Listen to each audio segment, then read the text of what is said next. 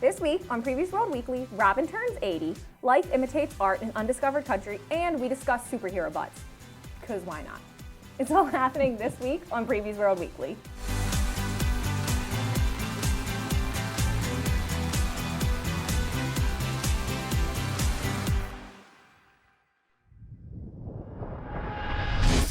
What's up, Previews World? It's Wednesday. It's New Comic Book Day, which means it's time for Previews World Weekly.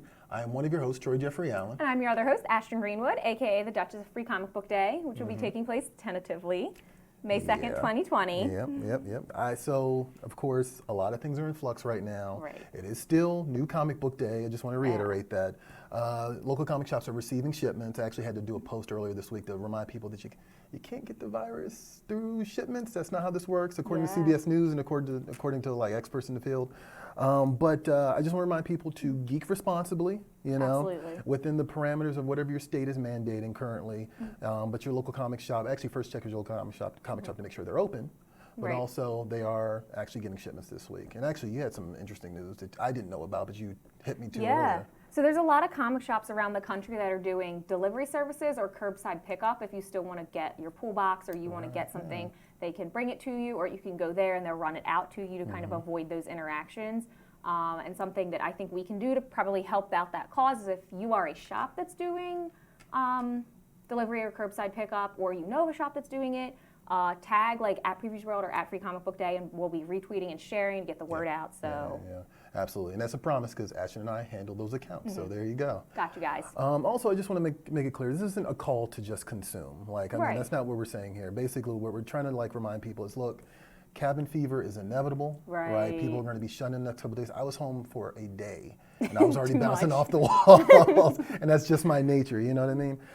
But at the same time, look, I'm sure like a lot of people who read comics, I have a stack that I haven't gotten around to yet that I got from my local comic shop. So allow yourself some time to decompress, allow yourself some time to just kind of keep your mind sharp, keep your mind healthy.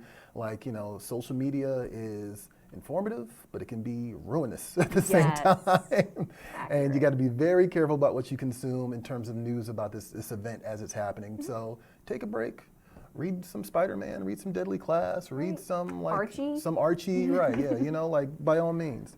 It's interesting actually. So entertainment definitely took a hit last week. Yeah. And I guess that's probably going to be the case for the next 2 weeks. Sure. One of the movies that came out last week was actually Bloodshot, which is a Valiant comic, of course. So it's going to be very interesting to see how the next couple of weeks play out for comics, movies. I know a lot of streaming services will probably be fine, maybe.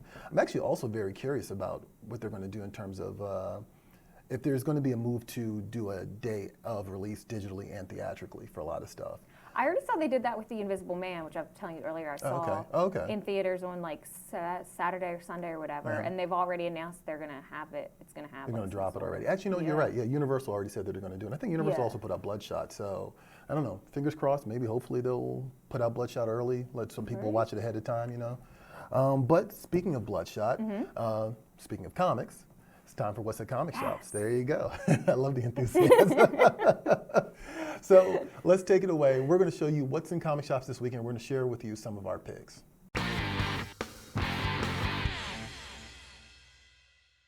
So yes, comic books are coming out this week. So what are you picking this week, Ashton? I am picking Archie 712. Okay. Very excited. Archie and Katie Keene. It's they've been focusing kind of on this Archie and Katie Keene relationship over a course of about 5 issues or so, which is what they did with Archie and Sabrina. Right.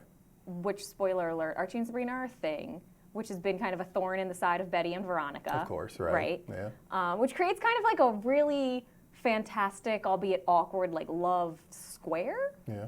Okay, right, yeah. Well, okay? Explain this to me for a second. Betty and Veronica are on the outside of this love square, right? Yeah. But then in the center currently is Archie and Sabrina. Right. And then where does Katie Keene factor into this? I don't know that she's like really interested in Archie in a serious way, other than like in this instance, she's sort of playing the Cheryl role. And that like Cheryl's kind of always existed just to like get in the way of Betty and Veronica. Right. To make them sweat a little bit. Yeah. A wild card, huh? Right. Okay. So it's kind of what Katie Keene's doing here. And this is a good issue because it's musical. They're going to New York City. Archie's trying to kind of like break into the music scene. Okay. Right. And I think it's important just to point this out because everybody seems to like have this weird reaction when they sing or do any sort of musical numbers on Riverdale. They're like, that doesn't fit here. And I'm like, but it does. It does. No, they've been, I want to say at least since the 50s, I say, there was always an Archie music aspect to it. Absolutely. And they have the band and everything. So Right. just to give a little more context to those things. So what are you picking this week? I'm going to do Robin, the 80th Anniversary Spectacular that DC's releasing. So just like Batman, just like Superman, and just like most recently Wonder Woman, this anniversary special is dropping, and it's got a collection of all-star creators. Marv Wolfman's on it, of course. I mean, like if you're a fan of his Teen Titans run, of course he's on this book. Yeah, it's just like a slew of people, and it's just interesting because of course it's not just Dick Grayson. It's Jason Todd, it's Tim Drake, it's Stephanie Brown, it's Carrie Kelly. Like they're just going to run the gamut of it. Yeah. It's interesting because I think people tend to forget this because you've always kind of accepted the fact that it's Batman and Robin, right? Right. Robin is the sidekick. Yeah. But you have to also kind of have to remember that Robin was the sidekick that was introduced during a time when a lot of sidekicks were being introduced. But he's the one that stuck around because we don't really think about a lot of them.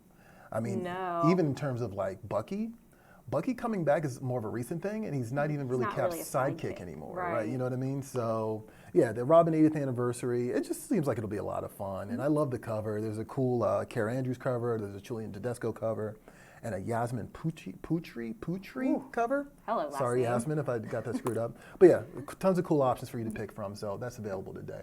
What else are you looking forward to this week? First of all, that sounds awesome. Also, Undiscovered Country, number 5, which has been like a long-time fave of mine. I'm attempting to hammer this home. When the trade comes back, I'll be back to tell you guys to go get the trade. But it also feels somewhat topical amidst our current very topical crisis. Right now. Yeah, right. So America's kind of existing in this weird, like, futuristic dystopia that is actually brought on by a pandemic that they don't have a vaccine for. Okay, I didn't realize that's what it was. They call it the Sky Virus. Okay. So that's kind of the catalyst for all of these countries kind of breaking apart and trying to figure out how to function post-pandemic and what that means. Okay. So. Oh, that's interesting. And America took like the most unique and isolated approach than any of the other countries, which also seems to hit home a little. Yeah, right. No, it does. It's true. Right. That's interesting. Okay. Right. I didn't realize that it was because of a virus, but that's, yeah, I don't know. People, if you're into it, check it out. But people might have a little PTSD. Life imitating art or art imitating art, right? Yeah, I think Kyle said earlier, Undiscovered Country in real life, IRL. Big ticket items this week. Yeah, what's up? Red Sonja, Age of Chaos. So Dynamite's doing this interesting thing. They have certain characters from the Chaos Comics license. Chaos Comics, of course, was a line of books in the 90s, known for bad girl art, actually, which we're going to get into later. I'm ready. You're ready. But they're introducing some of these Chaos characters into the Red Sonja Robert E. Howard universe. And so, like, basically Sonja's been trying to, like, prevent a wizard from being resurrected because wizards resurrect themselves, apparently. I could be convinced of that. Yeah, I think it's fair, right? And so, like, what she does is she screws it up. And now she's unleashed these Chaos Comics characters who are all supernatural in some way, shape, or form. It's Evil Ernie, Purgatory, I think Chastity's also on that list. But they're all being, like, introduced to the Hyborian age. And so now Sonja might have her work cut out for her because, like, these characters are, like, pretty out there. So, right, sounds like it. Yeah. So yeah, Red Sonja, Age of Chaos. Yeah, that's interesting. It's an interesting crossover. Dynamite's been doing a lot of interesting crossovers lately, so definitely check it out. Before we jump into the bad girl thing, though, and actually, funny enough, Purgatory, a bad girl. Before we jump into the bad girl thing, actually, here's a trailer for X-Ray Robot by Mike Allred. It's a new book that's out today, and it's coming from Dark Horse Comics. Check it out.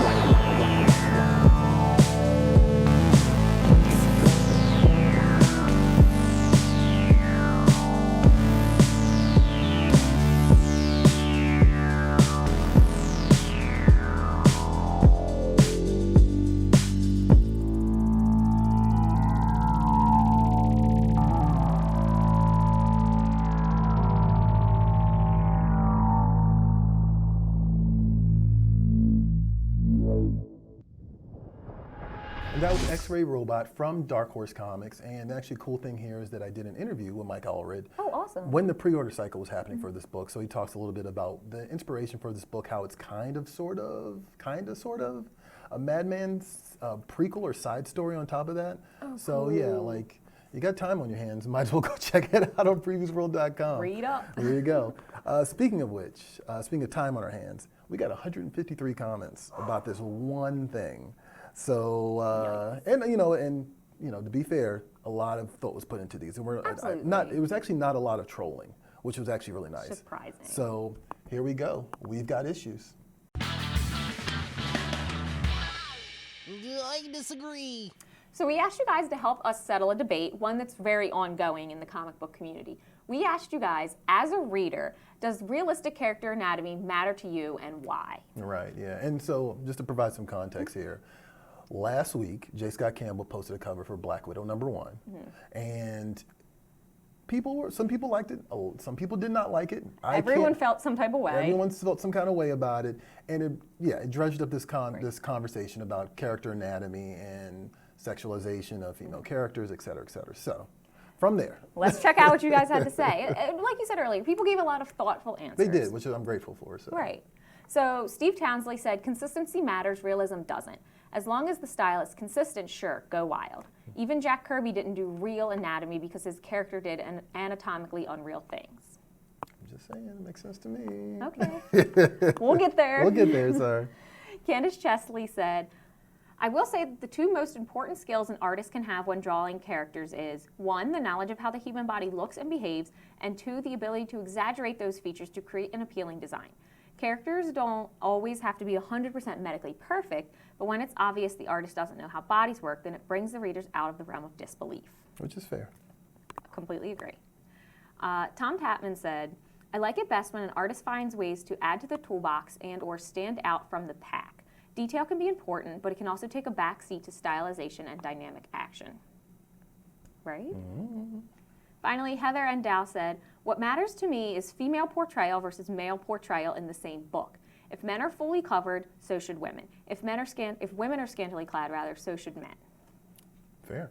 Look, I think a lot of people made a lot of valid comments about this, but I'm going to be quiet for a second. I want your reaction because you didn't give me a full-on reaction when we talked about this in the office. Right. I'm curious what you think about all this. So I've actually been thinking about it a lot, and I kind of had like a knee-jerk reaction at first when I first saw the Black Widow cover to like, that's completely ridiculous, like that's sexist. I feel like initially I was like, I feel like that's kind of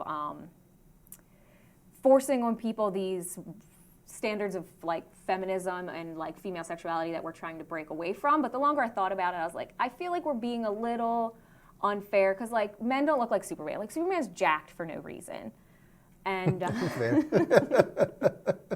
Used to see the He-Man toys when we grew up. All right, I'm sorry, go ahead. And there was a lot of commentary in the comment section about like, where's her organs? I think you're getting away from what you really mean there when you start harping on stuff like that. I think if you want to be a little on the edge with the proportions, that's fine. And actually somebody on Twitter made a comment saying fantastical is fine, ridiculous ruins the story. And I think that's what my issue is. I think it's totally like, fair, yeah. You know, with the Black Widow, like, people don't really have boobs that big. Like, I feel like that's unrealistic. Like, I get you want your women to look a certain way because you're a man drawing a comic and that's fine, but it's like, people are suspending disbelief and you need to keep it in that realm of what is actually doable. Okay, yes and no. I think that I agree with a lot of people that stylization is a big part of it. And that's where I kind of side with the artist in terms of that is like, let the artist be an artist. You know what I mean? If that's their shtick, then that's their shtick. And I think that the conversation I was having, actually with Carrie prior, was like, I think that what we have here is like, you kind of have to look at where the parity is, right? If there's an imbalance, that's a problem, right? But if there's a balance, like, look, there's going to be cheesecake. It's going to happen, right? But that's like, fair. I can also look at any number of Boom books, any number of Oni books, any number of Image titles that do the exact opposite of that. And to me, that's parity, that's balance. Right. You know, and I think there's actually a bigger issue here, which is that Spider-Man has actually been subjecting people to his rear end for way too long. Oh, has he?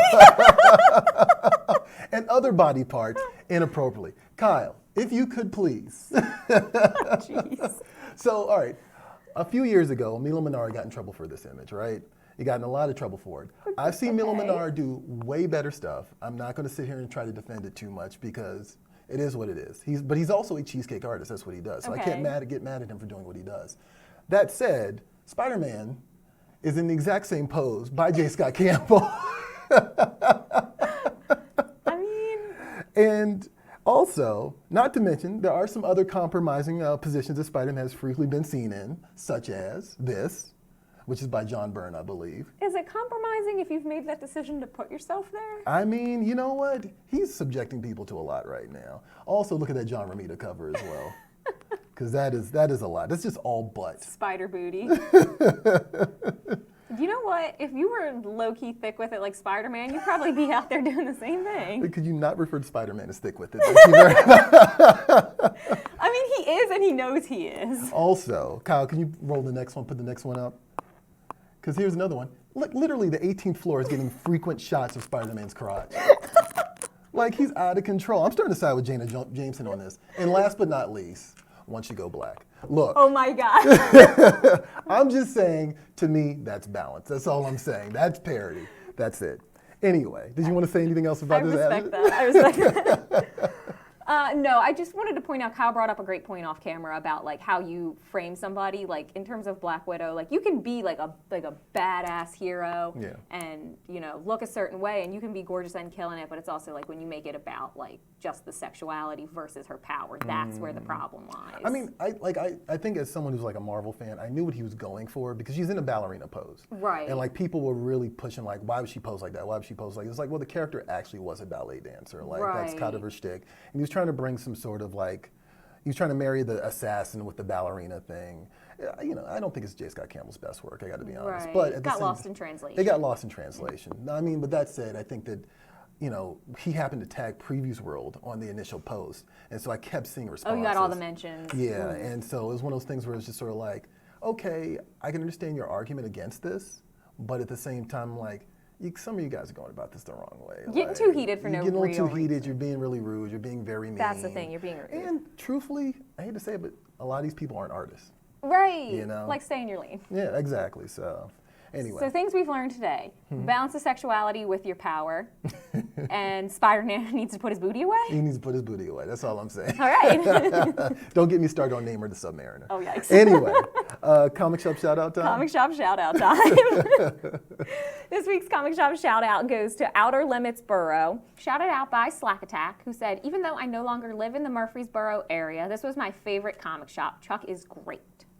Cool. Yeah. Shout out to Slack Attack. Love that username. Also, shout out to Chuck because he's great. Right. Actually, and now, sorry, I didn't mean to step on your line there. No, you're good. How can people do a comic shop shout out? Because I actually want to point out, because you submitted a very good point earlier in the show, people are still going to have the stores open, but they're going to be doing alternative methods to get comics to people. So how can you do the comic shop shout out? Because we definitely want to highlight those people. Yeah, absolutely. So for our normal comic shop shout out, find us on social media, tag your shop, and then also tag us using hashtag #SupportYourLCS, and you could be featured on the show. And then just to double back to what you just said, if you are a shop or you know of a shop that's doing alternative methods to delivering comics, tag them, and then also tag Free Comic Book Day or PREVIEWSworld Weekly, and we'll retweet that to get the word out. Yeah, and you know, look, I guess ultimately, readers read, creators create, use this time wisely.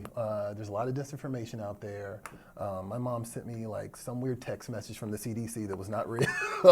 Is the CDC texting people? I don't know. Like, it's just, like, I mean, it's just, there's a lot of information out there, and like, I want people to just remain healthy, remain like, you know, steady, like, don't let this period of uncertainty get to you. And I also should point out that we are going to be posting videos and posting content during this 2-week break that we're on right now. So yeah. So also, we won't see you guys for like 2 more weeks. Yeah. Well, actually, we might come up with some alternative options. We're gonna also try our hand at doing something different. We're clever. During the break. Here you go. I've never been accused of being clever. I'm going to take that. That's it for PREVIEWSworld Weekly. I am one of your hosts, Troy Jeffrey Allen. I am your other host, Ashton Greenwood. And we will see you guys in 2 weeks at the Spinner Rack.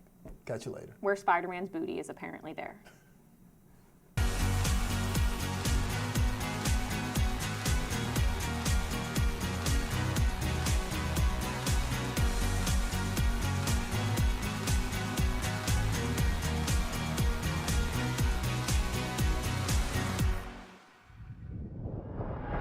Thanks for watching Previews World Weekly. If you like the show, make sure to hit that subscribe button so you don't miss out on any future episodes.